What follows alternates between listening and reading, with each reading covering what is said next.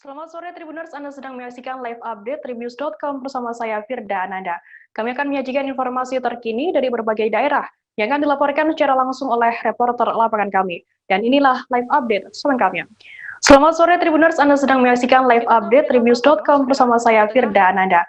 Kami akan menyajikan informasi terkini dari berbagai daerah yang akan dilaporkan secara langsung oleh reporter lapangan kami. Dan inilah live update selengkapnya. Kita ke berita pertama, Saudara. Di tengah naiknya angka kasus positif COVID-19 di Indonesia, beredar kabar obat ivermectin disebut bisa membantu terapi pencegahan diri dari COVID-19. Masyarakat berbondong-bondong membeli obat tersebut hingga harganya mengalami kenaikan yang signifikan. Ivermectin yang mulanya hanya dibanderol Rp5.000 hingga Rp7.000 per tablet, kini harganya naik 100% hingga mencapai Rp530.000 untuk 10 tabletnya. Menteri BUMN Erick Thohir sempat menyebut obat ivermectin bukan merupakan obat yang menyembuhkan penderita dari COVID-19, melainkan obat terapi untuk pencegahan COVID-19. Erick juga sebelumnya menyebut harga obat cacing ivermectin hanya Rp5.000 hingga Rp7.000 saja. Erick mengatakan persiapan pun sudah dilakukan PT Indofarma untuk memproduksi obat ivermectin secara massal. Penyediaan obat terapi tersebut memang saat ini menjadi perhatian Erick Thohir. Pasalnya Erick ingin masyarakat tidak terbebani dengan harga obat yang mahal. Masyarakat juga diharapkan agar bisa memprioritaskan kebutuhan-kebutuhan pokok di tengah pandemi. Namun realitanya, obat ivermectin yang mulanya tidak sampai Rp10.000 per tabletnya kini naik hingga 100%. Dikutip dari Kompas.com, di sejumlah e-commerce harga ivermectin dibanderol 100 kali lipat dari harga sebelumnya. Per strip yang berisi 10 tablet, obat dengan merek dagang Ivermex 12 mg dibanderol hingga Rp530.000. Bahkan di sejumlah marketplace warna biru Ivermex satu strip dihargai Rp650.000. Namun kebanyakan penjual mematok harga rata-rata Rp200.000 hingga Rp300.000 per stripnya. Lokasi penjual online di sejumlah marketplace tersebut rata-rata berada di Jakarta, selebihnya di Tangerang, Bandung, Surakarta, Surabaya, Jombang, Jawa Timur, Pasuruan, dan juga Situbondo. Sementara penelusuran dari sejumlah apotek, ivermectin dijual dengan harga yang juga jauh melebihi bandrol yang disebutkan oleh Erick Thohir. Ada yang langsung mematok harga tinggi sekitar Rp200.000. Ada juga apotek yang menanyakan resep dokter dan menolak pembelian bebas.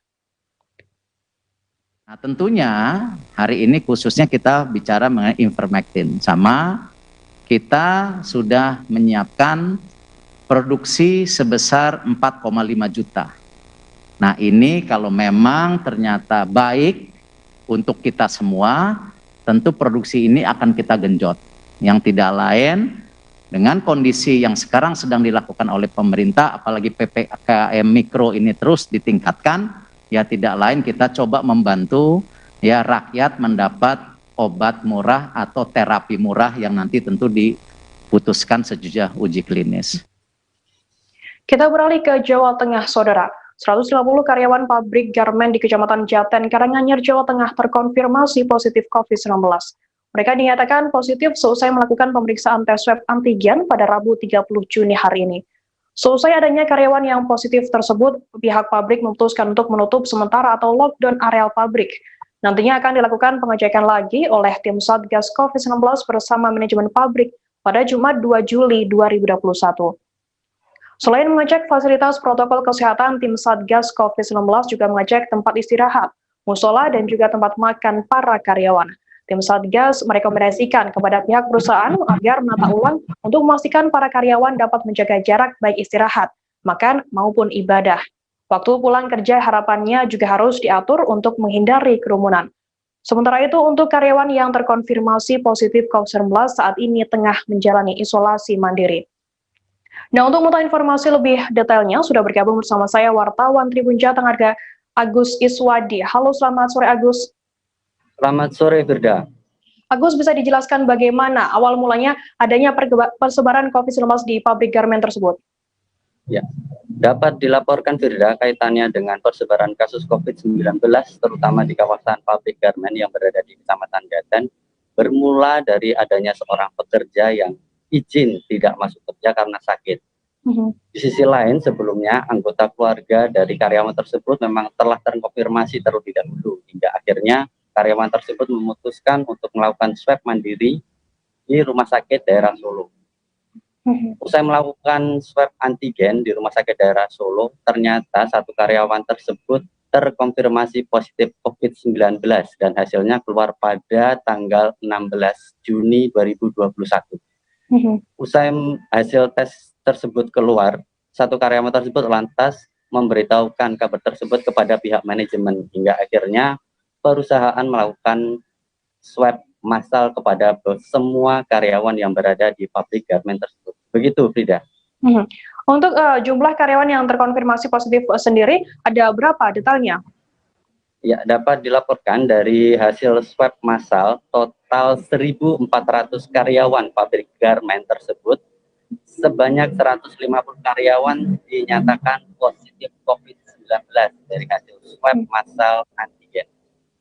Begitu, Frida. Oke, Agus. Kemudian apa langkah yang dilakukan oleh pihak manajemen sendiri untuk memutus mata rantai COVID-19 di sana? Ya, untuk upaya sementara ini, tim Satgas COVID-19 Kabupaten Karanganyar, baik tingkat kecamatan dan desa, telah melakukan supervisi di pabrik tersebut. Tim Satgas merekomendasikan supaya ada penambahan fasilitas protokol kesehatan mengingat jumlah karyawan di pabrik tersebut cukup banyak, seperti cek suhu, cuci tangan, dan lainnya, hingga penataan tempat istirahat, musola, dan tempat makan bagi karyawan.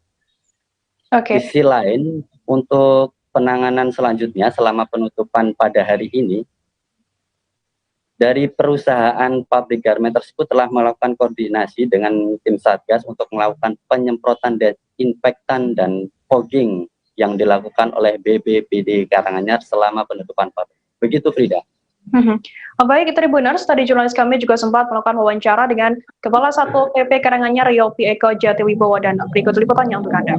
Makanya kita datang, kita kasih rekomendasi, ada tempat cuci tangannya, penambahan cek suhu tubuh, sebelum masuk ke tempat kerja masing-masing disemprot hand sanitizer.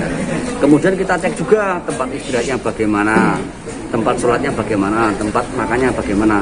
Kita rekomendasikan untuk ditata ulang, untuk menjamin ada jaga jarak bagi yang sholat, bagi yang makan, bagi yang istirahat. Terus dari Polres tadi nambahi mewajibkan perusahaan menyediakan ruang untuk isolasi mandiri bila ada karyawan yang tiba-tiba sakit, demam terutama. Itu dari perusahaan sudah siap untuk memenuhi semua rekomendasi kami, termasuk pengaturan pulang karyawan. Kami minta dari pihak keamanan pabrik itu nanti kalau pulang diatur sehingga menghindari kerumunan. Apa yang kami rekomendasikan nanti hari Jumat kami cek lagi ke sini, sudah dicukupi apa belum. Cek kami Jumat itu untuk memastikan, memberi rekomendasi kapan karyawan bisa masuk kembali, karena ini perusahaannya ekspor, punya kontrak yang harus dicukupi, penuhi. Jadi kita tidak ingin perusahaan nanti tidak bisa memenuhi kewajibannya sehingga nanti bisa dikomplain dari konsumennya. Kita beralih ke berita selanjutnya, Saudara. Anggota DPRD Kuningan, Jawa Barat, Asril Rusli Muhammad meninggal dunia akibat terpapar COVID-19 Rabu 30 Juni. Selesai adanya kabar tersebut, Bupati Kuningan Acep Purnama langsung gerak cepat melakukan sterilisasi di gedung DPRD Kuningan. Kini gedung DPRD juga ditutup sementara untuk menghindari adanya penyebaran COVID-19. Anggota DPRD Asril meninggal dunia seusai mendapatkan perawatan di RSUD 45 Kuningan. Saat pertama masuk ke rumah sakit, kondisi Asril mengalami sesak napas berat.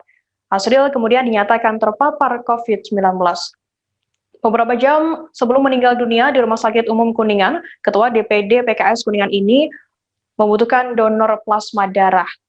Nah, untuk mengetahui informasi lebih detailnya, sudah bergabung bersama saya wartawan Tribun Cirebon, ada Ahmad Rifai. Halo, selamat sore Ahmad. Halo, selamat sore Ahmad Rifai. Ya, halo, masuk. Oke, Rifai bisa dijelaskan Pemda melakukan pembatasan. Halo. Pemda, saya mendapatkan informasi bahwa ada pembatasan jam malam di Pemda Kuningan sendiri. Bagaimana informasinya?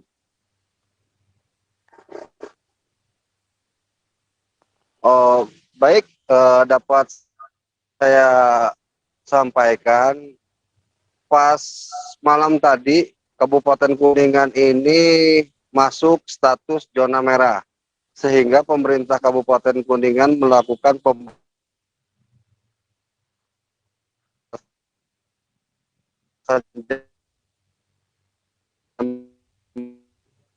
malam, di mana diketahui jam malam ini sebelumnya dilakukan sedangkan Kabupaten Kuningan itu sejak pemberlakuan dari mulai jam 8 hingga jam 5 pagi. Gitu.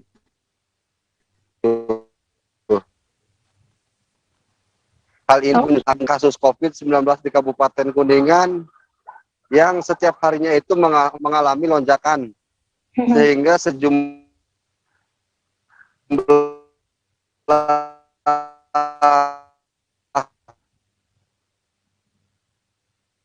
Halo, Rifai? bor ataupun ya Silakan laporan Anda. begitu, Firda. Oke, Rifai bisa dijelaskan. Tadi saya mendengar ada kabar Ya, bahwa gedung Kuningan DPRD Kuningan ditutup seperti itu terkait setelah adanya anggota dewan yang meninggal karena COVID-19. Bagaimana informasinya?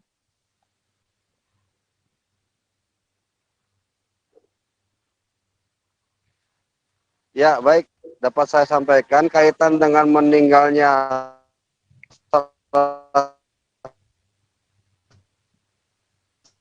satu anggota DPRD Kabupaten Kuningan. Akibat kabar duka yang terjadi pada anggota dewan, otomatis Bupati Kuningan melakukan koordinasi dengan Ketua DPRD Kabupaten Kuningan untuk segera melakukan sterilasi ataupun pembersihan daripada lingkungan DPRD Kabupaten Kuningan, sehingga terjadi penutupan sementara untuk menghindari ataupun melakukan serta pemutusan mata rantai penyebaran COVID-19 di Kabupaten Kuningan, khususnya di DPRD Kabupaten Kuningan. Begitu, Firda. Rifai mungkin bisa diinformasikan sampai kapan penutupan gedung DPRD di Kuningan sendiri?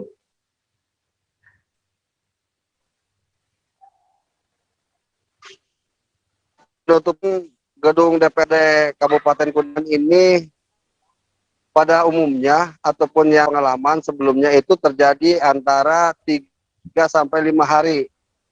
Dalam penutupan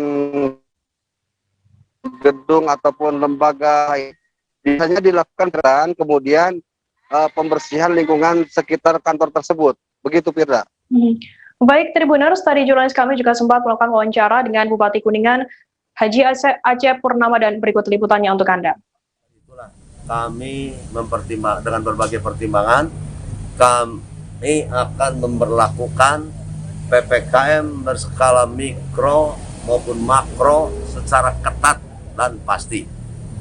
Tidak ada toleransi. Namun malam hari ini kita akan memulai dengan simulasi pemberitahuan awal agar untuk besok mulai pukul 8 sampai pukul 5 pagi aktivitas di masyarakat mohon di rumah saja. Pak, ini untuk kawasan kota aja, Pak, atau nah, kita berlakukan untuk 16 titik kawasan yang memang diperkirakan akan atau sering terjadinya kerumunan. Pasar-pasar Ciawi Gebang yang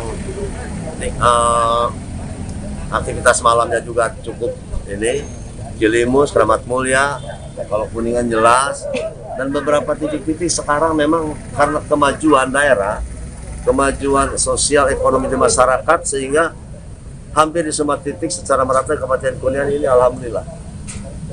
Tapi dari sehubungan dengan sebaran COVID-19 yang sulit terdeteksi, sehingga kami menyimpulkan COVID-19 ini sudah menyebar secara luas dan tidak bisa kami deteksi terkait klaster atau zona. Makanya kami berlakukan keputusan seperti ini. Pak, untuk Kuningan ada varian Delta nggak sih, Pak? Saya belum bisa itu ya. Kami selalu berdiskusi sekarang yang terasa dan terdeteksi bahwa gejala-gejalanya yang berbeda seperti yang dulu. Dulu sekarang juga ada yang diare, ya. Dan bukan lama terdeteksi karena memang sulit terdeteksi, sehingga sampai ada yang memang tidak tertolong. tidak tertolong. Namun saya berterima kasih lah, masyarakat sekarang sudah mulai memahami bahwa COVID-19 itu ada nyata dan tingkatkan kewaspadaan. Selesai jeda, kami akan kembali dengan informasi menarik lainnya, tetap di Live Update. Oke, apa kabar Bang Ariski di sini untuk strateginya? Kalau saya sendiri di Gimik 37 ini yang semalam baru mulai, Apa yang saya dirasakan udah Kak Fernita? Sebenarnya aku nggak ngerasa itu penangkapan atau penggerebegan atau apapun itu, karena gini loh, posisinya aku kriteria. Jadi kita mengenal disebut dengan stroke yang tidak berdarah dengan stroke yang berdarah. Stroke yang tidak berdarah itu biasanya ditandai dengan adanya penyumbatan. Kalau itu terjadi di sini mungkin pikirnya tidak ke situ kali ya, tapi kalau di Korea atau di Kamboja itu ada beberapa paper yang saya itu mas, ya dulunya tukang koran. Oh gitu ya, tukang koran. Ya saya baca itu Pak. Tuh kan pernah baca kan? Ya. Jadi kalau saya jadi tanggal itu udah bersyukur banget. Si anak ini dijadikan sebagai tersangka begitu. Ya kalau ini kita bicara yang di luar kasus Situbondo ya. Dengan nama hujan shower, di mana terdapat batas jelas antara daerah hujan dan tidak hujan yang biasanya terjadi pada fase awal mature stage atau tahap Berbahaya dewasa. tuh Kang. Jadi mulai artinya terjadinya perlembekan. Nah itu untuk penetrasi akan sulit begitu ya. Dok, saya ini menurut saya memang tidak mudah, bukan urusan tanah diambil. Kalau misalnya Amerika Serikat sekarang, Rasulullah mengatakan dalam sebuah hadis bahwa berpuasa di 6 hari Syawal itu. Oke, apa kabar Bang Ariski di sini untuk strateginya? Kalau saya sendiri di Gimik 37 ini yang semalam baru mulai, Apa yang saya dirasakan udah Kak Fernita? sebenarnya aku nggak ngerasa itu penangkapan atau penggerebegan atau apapun itu, karena gini loh, posisinya aku Kriteria. Jadi kita mengenal disebut dengan stroke yang tidak berdarah dengan stroke yang berdarah. Stroke yang tidak berdarah itu biasanya ditandai dengan adanya penyumbatan. kalau itu terjadi di sini mungkin pikirnya tidak ke situ kali ya, tapi kalau di Korea atau di Kamboja itu ada beberapa paper yang Saya itu mas, ya dulunya tukang koran. Oh gitu ya, tukang koran. Ya saya baca itu Pak. Tuh kan pernah baca kan? Ya. Jadi kalau saya jadi tanggal itu udah bersyukur banget. Si anak ini dijadikan sebagai tersangka begitu. Ya kalau ini kita bicara yang di luar kasus Situbondo ya. Dengan nama hujan shower, di mana terdapat batas jelas antara daerah hujan dan tidak hujan yang biasanya terjadi pada fase awal mature stage atau tahap Berbahaya dewasa. tuh Kang. Jadi mulai artinya terjadinya perlembekan. Nah itu untuk penetrasi akan sulit begitu ya. Dok, saya ini menurut saya memang tidak mudah, bukan urusan tanah diambil. Kalau misalnya Amerika Serikat sekarang, Rasulullah mengatakan dalam sebuah hadis bahwa berpuasa di 6 hari Syawal. Terima kasih Anda masih bersama kami di Live Update. Kita beralih ke berita selanjutnya, Saudara. Sebanyak 7 orang tewas seusai insiden tenggelamnya KMP Yunis di perairan Selat Bali dekat Pelabuhan Gilimanuk pada Rabu 30 Juni. 5 dari 7 jenazah yang sudah teridentifikasi tersebut sudah diserahkan ke pihak keluarga. Sementara 2 jenazah lainnya akan dibawa ke rumah duka di Denpasar, Bali. Berdasarkan data yang didapat oleh Tribun Network dari RSU Negara, berikut adalah daftar korban yang tewas. Yang pertama ada Abdul Koyon, 54 tahun, warga Purwodadi. Ariana Niken, 23 tahun, asal Dusun Kraton, RT 2, RT 4, Desa Kabat, Banyuwangi. Kemudian korban ketiga yakni ada Diah Ari Meyana, 39 tahun, asal Jalan Gajah Mada, Lingdangin Sema, Karangasem. Selanjutnya ada Sri Rahayu, 66 tahun, warga Loloan Barat Negara. Alivia Putri Sugiyarti, 19 tahun, dari Denpasar Selatan. Kemudian Bunga Cinta Ramadhani, 14 tahun, dari lingkungan Dangin Sema, Karangasem. Dan yang terakhir, Bagas Putra Sugiyarto, 17 tahun, warga Denpasar Selatan. Pelaksana tugas atau PLT Direktur RSU Negara Dr. Niputu Eka Indrawati menuturkan, hingga saat ini sudah ada 7 jenazah korban tenggelamnya KMP Yunis di perairan Gilimanuk.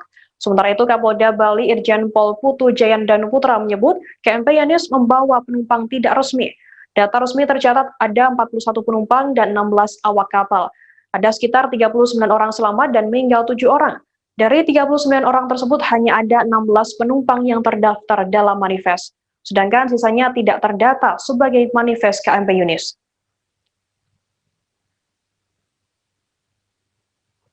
Kita beralih ke berita selanjutnya, Saudara. Satuan Reserse Narkoba Polres Pindrang berhasil mengagalkan peredaran 1 kg narkotika jenis kokain Rabu 30 Juni pagi hari ini.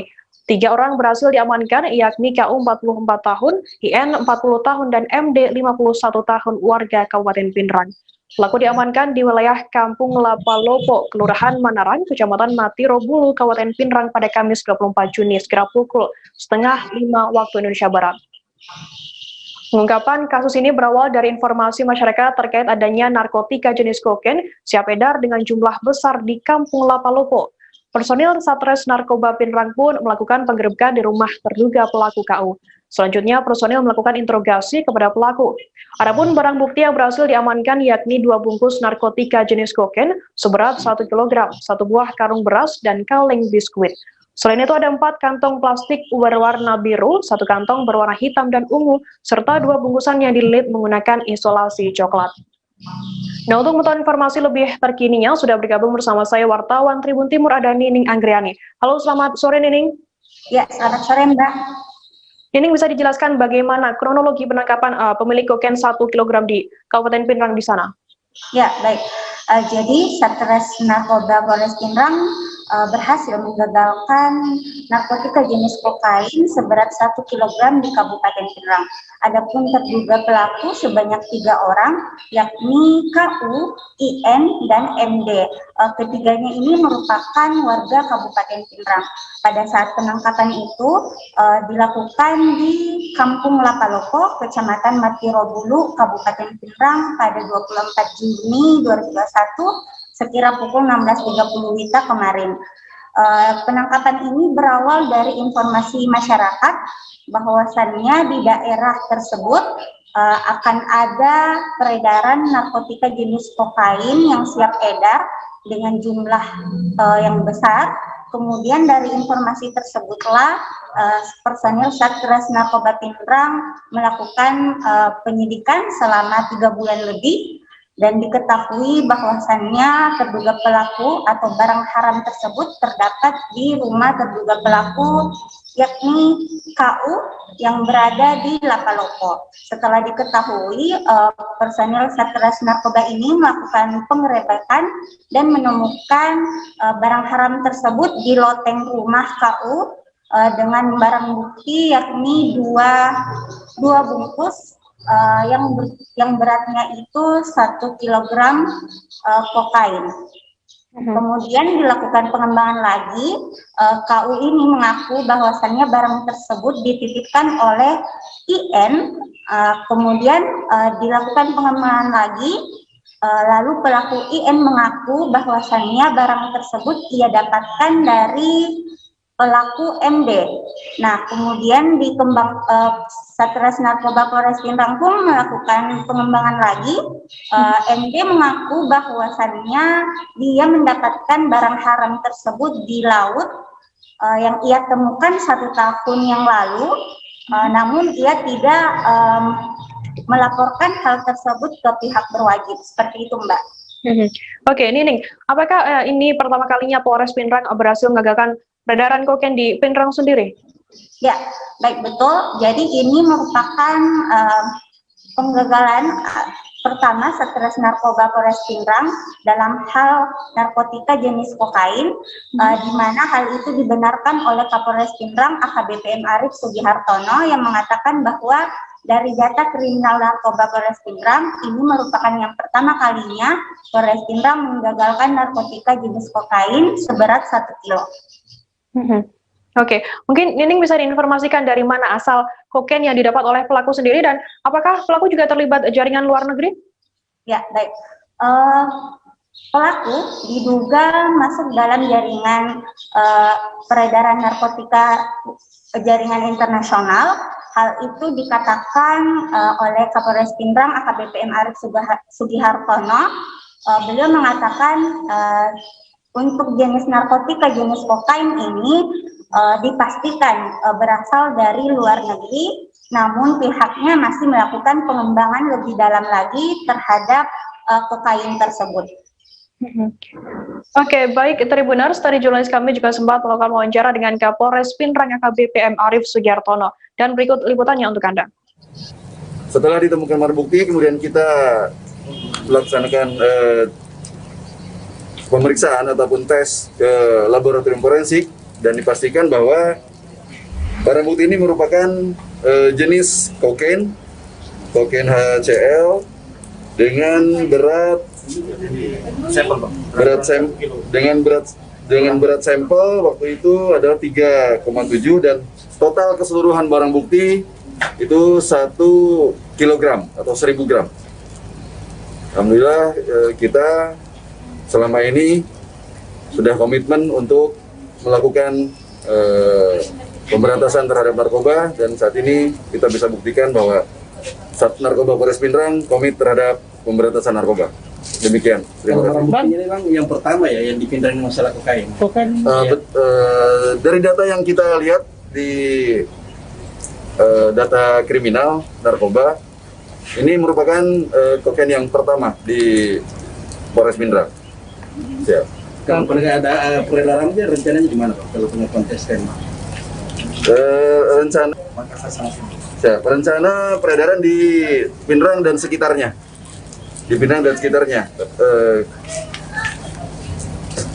Jadi rencana daerah yang akan disasarannya diedarkan adalah di sekitar Pindrang dan sekitarnya di areal yang seputaran yang berbatasan langsung.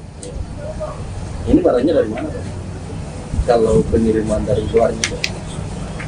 Kalau ini Malaysia.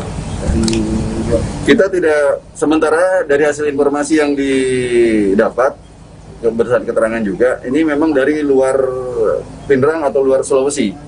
Belum bisa kita pastikan, hanya kalau dari jalur selama ini yang kita gali dari data berasal dari luar negeri. Ini bukan jaringan internasional.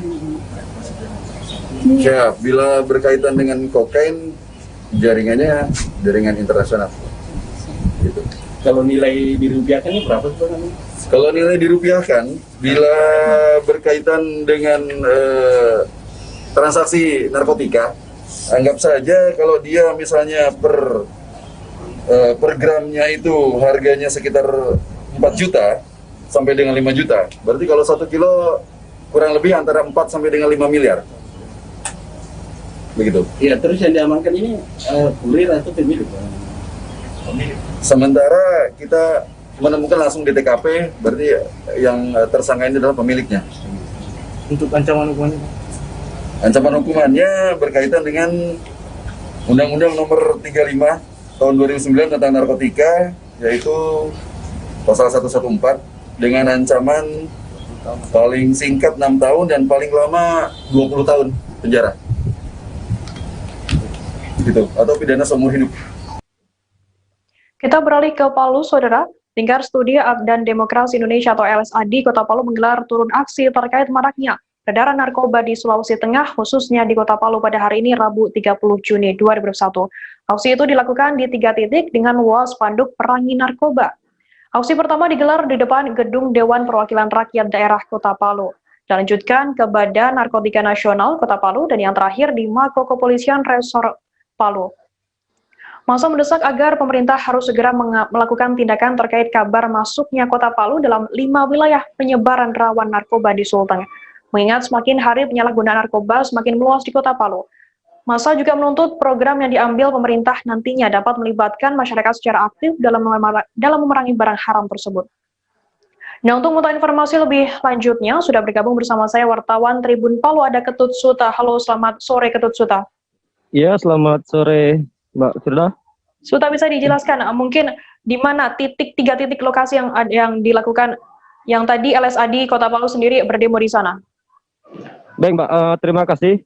Perlu diketahui memang tercatat berdasarkan setiap 2 tahun sekali, di mana Lembaga Ilmu Pengetahuan Indonesia atau LIPI mengumumkan hasil penelitian penyalahgunaan narkotika di Indonesia, di mana pada tahun 2017 tercatat Sulawesi Tengah itu berada ke posisi ke-17. Namun pada tahun 2019, Sulteng dikagetkan dengan bertambahnya kasus, yaitu sekitar 61.857 pengguna narkoba. Dan hal itu memasukkan Sulawesi Tengah sebagai 4 besar penyalahgunaan narkotika di Indonesia. Sementara dari kasus Sulteng itu, tercatat 6 wilayah merupakan rawan peredaran narkoba di Sulawesi Tengah. 5 diantaranya itu terdapat di Kota Palu, antara lain di Pantoloan, Payumalue, Tatanga, Kampung Baru, dan di Anoa. Sehingga dari kasus tersebut membuat Aliansi Lingkar Studi Aksi dan Demokrasi Indonesia atau disingkat dengan LSAD menggelar turun aksi untuk mendesak pihak terkait agar dapat menyelesaikan persoalan ini. Aksi itu dilakukan dengan melakukan orasi di 3 titik instansi berbeda agar peredaran narkoba di Kota Palu yang beberapa wilayah terkenal dengan kampung narkoba itu segera bisa diatasi. Oke, Suta, terkait tuntutan aksi di ketiga instansi tersebut, apa saja tuntutannya? Ya, jadi untuk tuntutan di kantor DPRD Kota Palu, itu di mana massa meminta agar pemerintah dapat secepatnya memulihkan Kota Palu dari darurat narkoba, dan kebijakan dan program-program pemerintah harus melibatkan masyarakat secara aktif dalam berperang langsung memerangi barang haram tersebut. Kemudian untuk di BNN Kota Palu, LSAD ini meminta agar BNN Kota Palu terus mendesak pemerintah, dalam hal ini DPRD Kota Palu, untuk segera mengeluarkan atau mempercepat penertiban peraturan daerah terkait narkoba, agar Kota Palu kembali steril dari penyebaran narkoba yang saat ini memang semakin meluas. Sedangkan di Kepolisian Resort Palu atau Polres Palu, massa mendesak agar kepolisian lebih sigap tegas, dan mereka juga berharap dalam waktu hingga 3 bulan ke depan 5 wilayah rawan pengedaran narkoba itu segera disterilkan. Bahkan mereka mengusulkan kalau perlu pihak polisi mendirikan pos di 5 wilayah tersebut ataupun melakukan lockdown di 5 wilayah zona merah peredaran narkoba di Kota Palu. Oke, Suta, terkait aksi di 3 instansi tersebut, adakah mungkin respon dari pihak terkait aksi yang dilakukan di sana? Baik, untuk di 3 titik dilakukan oleh aliansi tadi ini, yang mendapat respon hanya dari BNN Kota Palu dan juga Polres Palu, di mana BNN Kota Palu, Kepala BNN Kota Palu AKBP Baharudin saat itu menemui langsung aksi massa dan memberikan tanggapan di mana Kepala BNN sudah terus bekerja sama tentunya dengan pemerintah dan mendukung DPRD Kota agar segera dapat menertibkan peraturan daerah, di mana direncanakan tahun 2021 ini menemui titik terang, itu tepatnya bulan 8 ataupun bulan 9 akan lahir peraturan daerah itu, dan dengan lahirnya dengan Perda itu seluruh anggaran dan kebijakan bisa diturunkan ke seluruh organisasi perangkat desa atau OPD. Selain itu juga BNN Kota Palu selama ini juga sudah melakukan upaya, yaitu seperti melaunching Kelurahan Bersinar, di mana itu dinamai dengan bersih dari narkoba, bahkan juga sampai menggandeng forum pemuda dan tokoh adat dalam melakukan sosialisasi dan pemberantasan narkoba di 46 kelurahan masing-masing di Kota Palu. Sedangkan di Polres Palu sendiri diwakili Kasat Intelkam Polres Palu menyampaikan bahwa pihak kepolisian menyatakan sikap tegasnya dalam memerangi narkoba selama ini, di mana selama ini memang Polres Palu sudah menangani beberapa kasus. Seperti kemarin ditangkap juga 4 pelaku di Tatanga, itu pengedar narkoba. Selain itu juga di mana dalam melakukan penangkapan sendiri, pihak polisi melakukan kehati-hatian agar ketika melakukan penangkapan, pelaku dapat diproses dengan hukum di pengadilan. Adapun pihaknya juga selalu siap agar melakukan penangkapan kalaupun itu merupakan oknum aparat sendiri, di mana itu untuk menjalankan komitmen Kapolri, termasuk juga Kapolda Sulteng sendiri untuk bersama-sama memberantas peredaran narkoba di Sulawesi Tengah, khususnya di Kota Palu. Saya kembalikan ke studio. Oke. Suta, baik Tribuners, tadi jurnalis kami juga sempat melakukan wawancara dengan Kasat Intelkam Polres Palu AKP Sahrul Alamsyah, dan berikut liputannya untuk Anda. Kemudian adik-adik sekalian perlu ketahui juga bahwa BNN Kota Palu, saya selaku Kepala BNN Kota Palu sudah berupaya mendorong DPRD untuk melahirkan Perda di kota ini. Atas kerjasama BNN Kota Palu dengan DPR, insya Allah di bulan 8, bulan 9 akan lahir peraturan daerah. Kami dari Polres Palu menyatakan sikap juga untuk memerangi narkoba. Sekali lagi, kami dari Polres Palu menyatakan sikap juga memerangi narkoba. Tribuners, seusai jeda kami akan kembali dengan informasi menarik lainnya, tetap di Live Update. Oke, apa kabar Bang Ariski di sini untuk strateginya? Kalau saya sendiri di Gumip 37 ini yang semalam baru mulai, saya udah Sebenarnya aku nggak ngerasain penangkapan atau penggerebegan atau apapun itu, karena gini loh, posisinya aku kriteria. Jadi kita mengenal disebut dengan stroke yang tidak berdarah dengan stroke yang berdarah. Stroke yang tidak berdarah itu biasanya ditandai dengan adanya penyumbatan. Kalau itu terjadi di sini mungkin pikirnya tidak ke situ kali ya, tapi kalau di Korea atau di Kamboja itu ada beberapa paper yang saya itu mas, ya dulunya tukang koran. Oh gitu ya, tukang koran. Ya saya baca itu pak. Tuh kan pernah baca kan? Ya. Jadi kalau saya jadi tanggal itu udah bersyukur banget. Si anak ini dijadikan sebagai tersangka begitu. Ya kalau ini kita bicara yang di luar kasus Sebongombo ya. Dengan nama hujan shower, di mana terdapat batas jelas antara daerah hujan dan tidak hujan yang biasanya terjadi pada fase awal mature stage atau tahap berbahaya dewasa. itu Kang. Jadi mulai artinya terjadinya perlembekan. Nah itu untuk penetrasi akan sulit. Gitu ya. Dok, saya ini menurut saya memang tidak mudah, bukan urusan tanah diambil. Kalau misalnya Amerika Serikat sekarang, Rasulullah mengatakan dalam sebuah hadis bahwa berpuasa di 6 hari Syawal itu. Oke, apa kabar Bang Ariski di sini untuk strateginya? Kalau saya sendiri di Gumip 37 ini yang semalam baru mulai, saya udah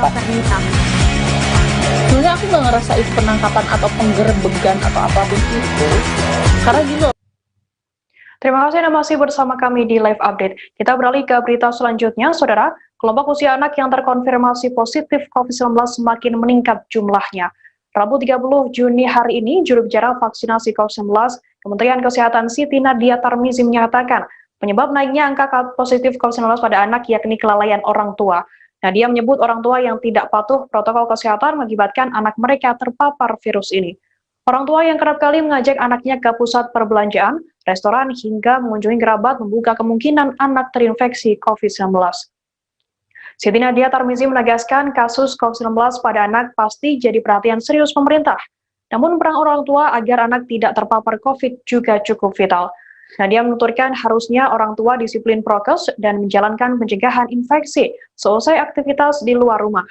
Satuan Tugas Penanganan COVID-19 mencatat kasus COVID-19 pada anak mencapai angka 12,6% atau lebih dari 250.000 dari total kasus 2.033.421 kasus per 23 Juni. Karena itu pemerintah segera melaksanakan program vaksinasi pada usia 12 hingga 17 tahun. Berdasarkan data per 2 Juni, persentase anak usia 6 hingga 17 tahun yang terdampak COVID-19 sebanyak 5,6% dari seluruh pasien positif COVID-19. Anak usia 0 hingga 5 tahun yang terdampak COVID-19 yakni sebesar 2,3%.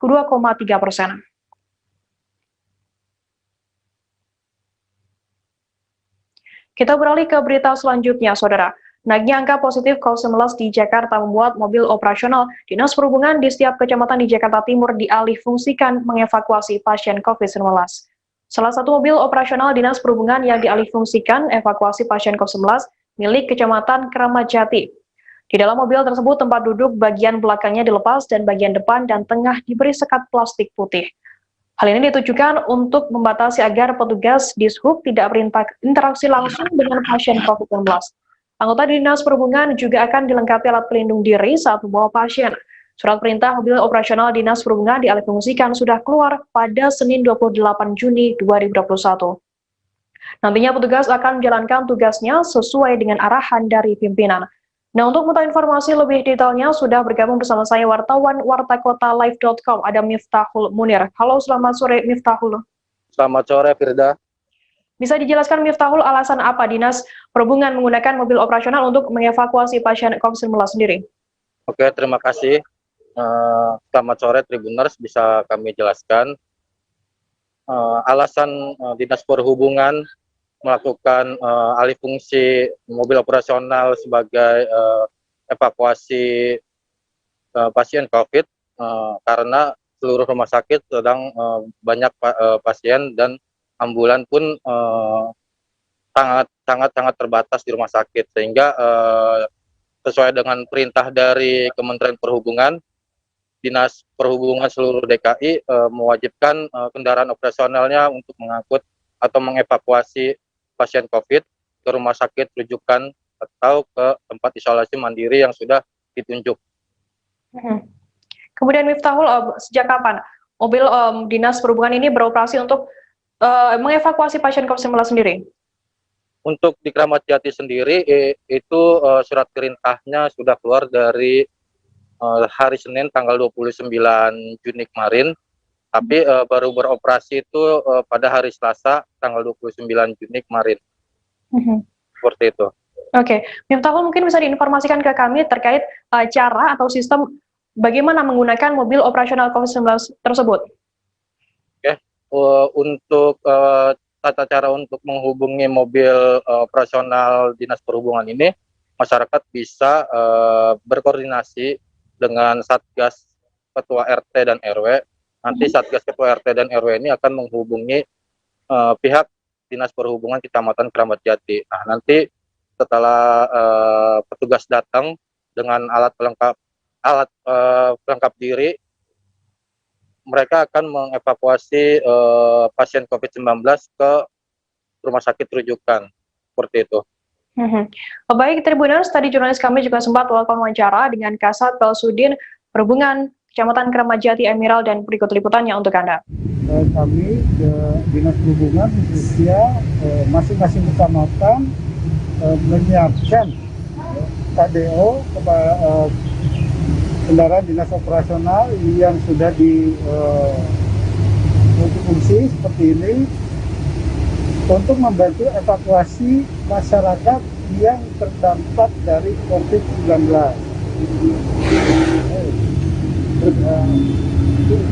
Untuk penjemputannya itu seperti apa Bang?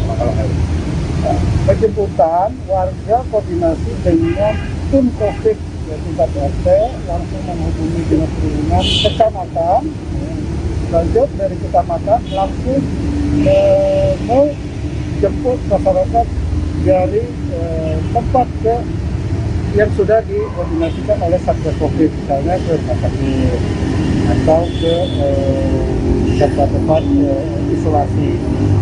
Penjemputan dengan mobil dinas ini sudah mulai apa belum Pak? Sudah mulai ya. Dari masing-masing kecamatan sudah mulai dari kemarin sudah ada yang masyarakat yang meminta bantuan kepada Dinas Perhubungan, dan Dinas Perhubungan melayani